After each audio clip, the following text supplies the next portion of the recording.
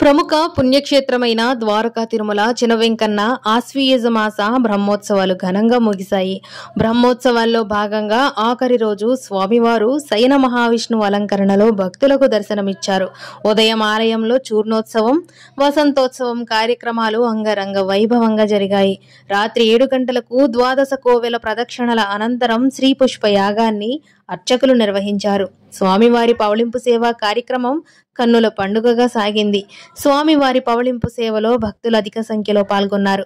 కార్యక్రమానికి హాజరైన మహిళా భక్తులకు పసుపు, కుంకుమ, గాజులు, స్వామివారి తీర్థ ప్రసాదాలను ఆలయ అధికారులు అందించారు.